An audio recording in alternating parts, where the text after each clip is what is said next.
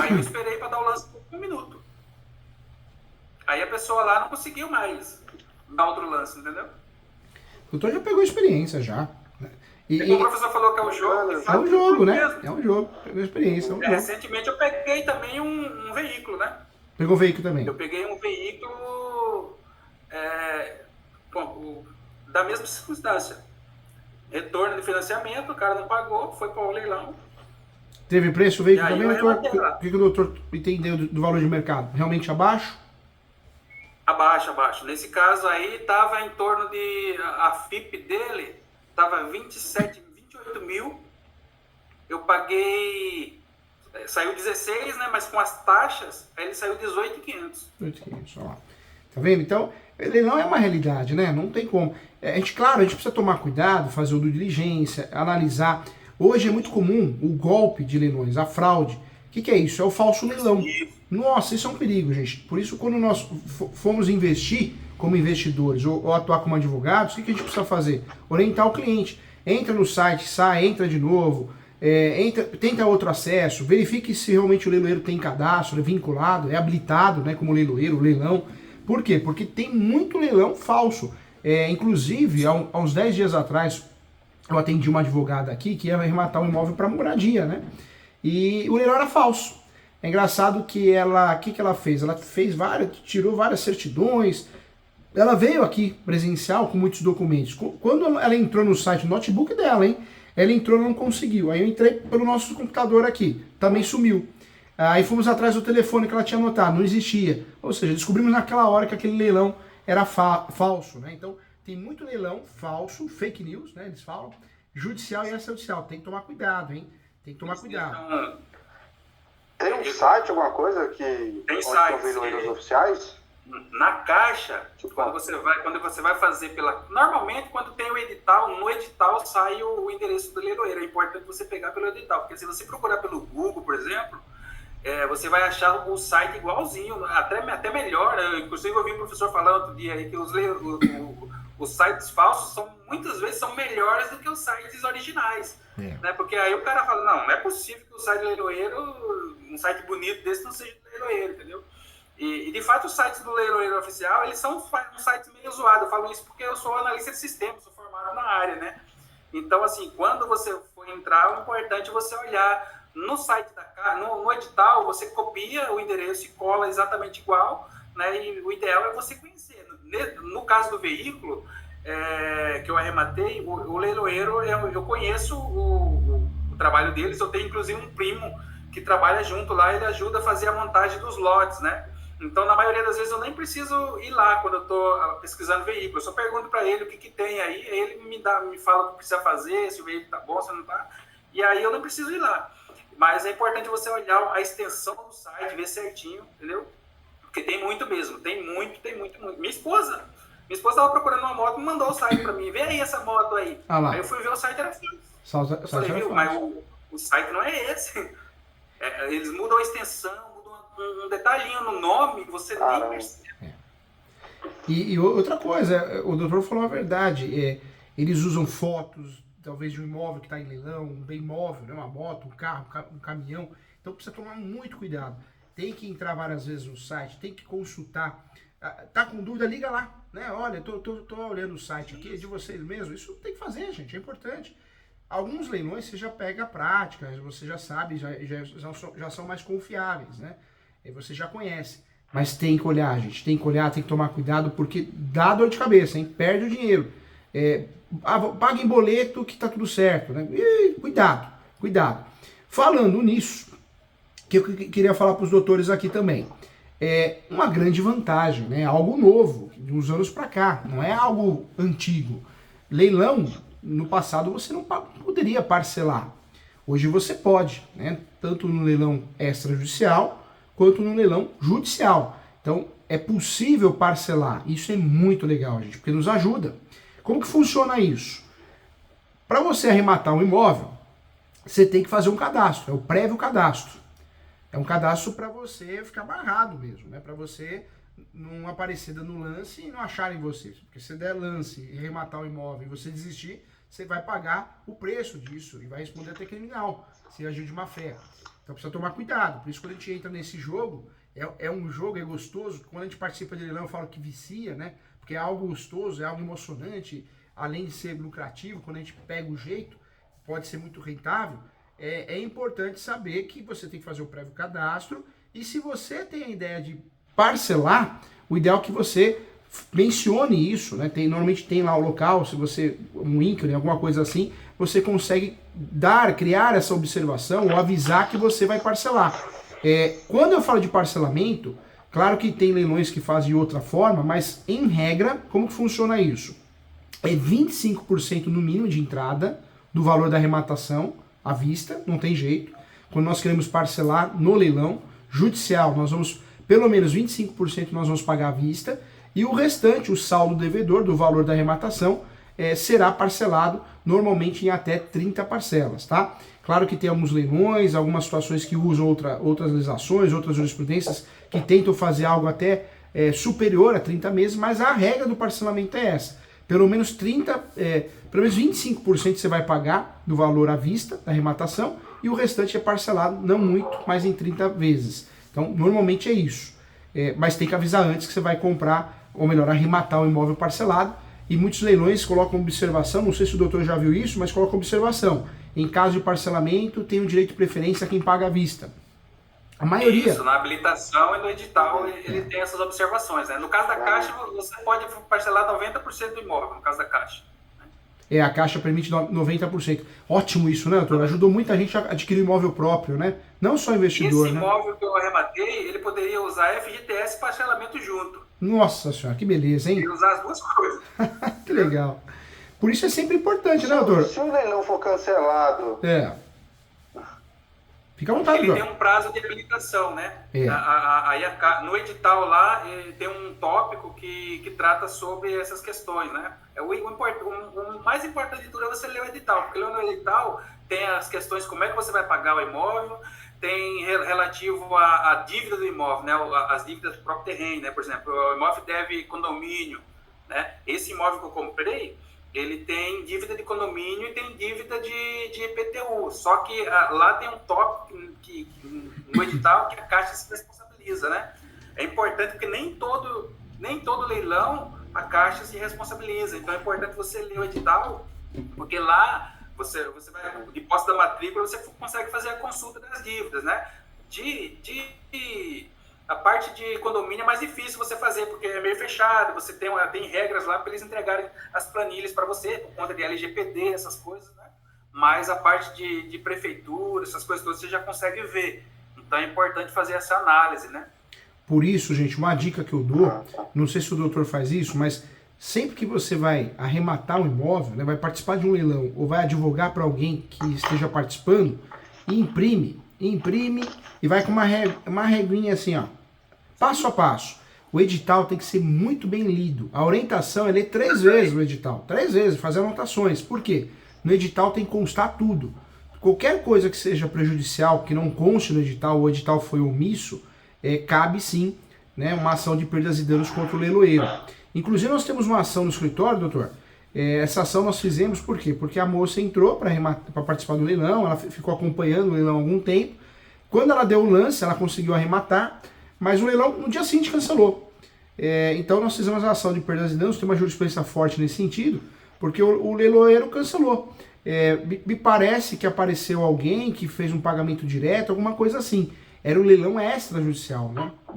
Então o leiloeiro ele assume.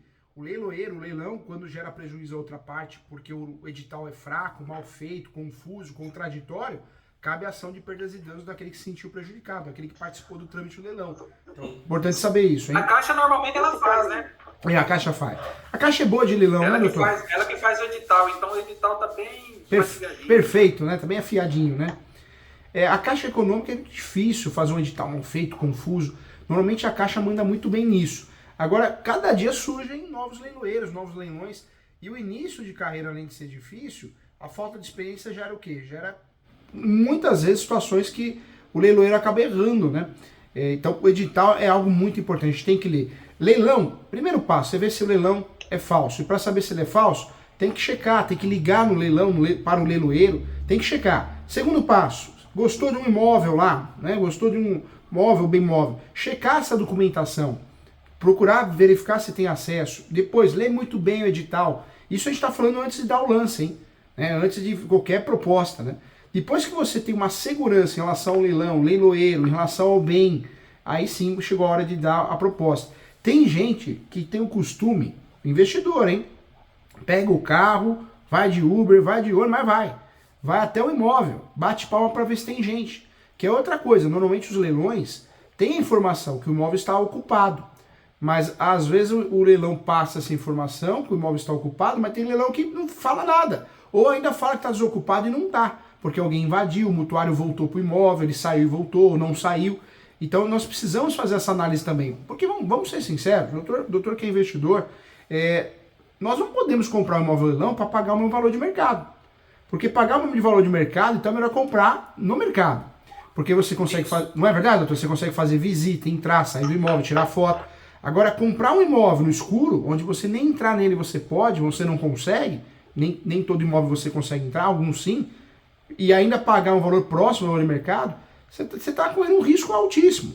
O risco de ter que tirar o mutuário ou o invasor, nome da ação e emissão da posse, nós vamos falar sobre ela. E risco também tem que fazer uma manutenção absurda, né, doutor? Você está comprando o que você não viu, né? No meu caso, eu não coloco muito em conta a questão de tirar o mutuário da posse, né? Por conta que a ação, no caso, eu mesmo seria o advogado. Então, não tem o custo de honorários nesse caso, né? Inclusive, na Caixa tem um ponto que eles falam com relação a esse tipo de coisa. Se tiver lá, depende do edital, né? Cada edital é um edital, e tem um ponto que eles falam com relação a honorários, né? Se você precisar, tem um valor lá que a Caixa reembolsa para você. Um outro detalhe, doutor, é com relação à existência de gente no imóvel. É melhor que tenha gente no imóvel.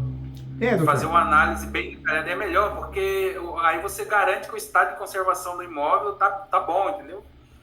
Porque se o imóvel tá parado, o que acontece? O pessoal começa a roubar fio, roubar porta, roubar pia, roubar bacia de banheiro, essas coisas todas. Aí você entra e o imóvel todo depenado. Então é importante que tenha gente no imóvel. Olha que legal. Essa estratégia eu não tinha pensado, viu, doutor? Olha que legal, olha como juntos somos mais fortes, né? Olha o que o doutor está falando aqui. Que às vezes é interessante sim comprar um imóvel, arrematar um imóvel no leilão com alguém morando no imóvel, porque talvez o estado de conservação seja muito melhor do que o imóvel vazio e totalmente precário, né? Então, olha que interessante. Não tinha pensado nisso, viu?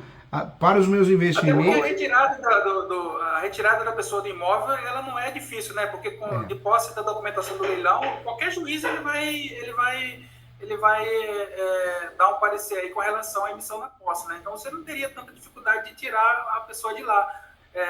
A vantagem é que o imóvel vai estar conservado, porque ele está morando ali, então você sabe que pelo menos essas coisas todas aí que eu citei antes, a gente vai ter bem preservado, né? E detalhe importante. Você sabe que o imóvel é habitável. É habitável, verdade. E detalhe importante, hoje nós temos uma facilitação, né, gente? No passado, quando tinha um mutuário, um invasor no imóvel, você tinha que fazer uma ação. Nome da ação, emissão da posse, para tirar esse mutuário, esse invasor. Hoje, você continua podendo usar essa ação, mas se for um leilão judicial, você pode usufruir do pedido dentro de um processo, no processo que levou o imóvel a leilão, você pode fazer um pedido, uma petição, você terceiro interessado, você entra lá no processo, rematei o imóvel, quero fazer o pedido de emissão na posse. Então, foi um grande avanço, né, doutor? Foi um grande avanço, porque no passado você tinha que fazer a ação de emissão da posse. Então, hoje você pode fazer a ação, que ainda continua sendo utilizado, inclusive quando o processo foi arquivado, inclusive quando o juiz tem um entendimento que não é emissão da posse via pedido, tem juiz que pensa assim, e não compensa você recorrer de uma decisão dessa. Então, tem várias situações que somos obrigados mesmo a fazer a ação de emissão de posse. Inclusive no leilão extrajudicial, porque no leilão extrajudicial, quando você arremata, não tem processo. Então, como você vai fazer o pedido de emissão na posse? Você tem que fazer a ação. Claro que você pode fazer o pedido liminar, né? Tutela antecipada de emissão. Mas hoje nós temos mais uma vantagem. Quando existe processo que originou o leilão, a asta pública, podemos pedir dentro desse processo, via uma petição simples, né? Tem que se habilitar, tem que pedir, mas tem que fazer o pedido, pode fazer o pedido dentro do processo, é muito interessante. Quando eu não faço isso, eu faço uma ação de emissão da posse com tutela antecipada. Um detalhe importante, hein? Cuidado, emissão da posse, acho que seria um dos maiores erros do advogado, da advogada e do investidor. Quando eu arremato o imóvel, eu preciso pegar a carta de arrematação e registrar. Eu preciso transferir esse imóvel para o meu nome. Fazer inventário e não registrar não resolve o problema, né? Continua no nome do falecido. Comprar um imóvel, fazer escritura pública e não registrar, continua no nome do vendedor. Divorciar, fazer partilha de bens e não registrar, continua do mesmo jeito. A sentença por si só, que eu quero trazer para todos aqui, para relembrar, a sentença por si só não garante ninguém a nada.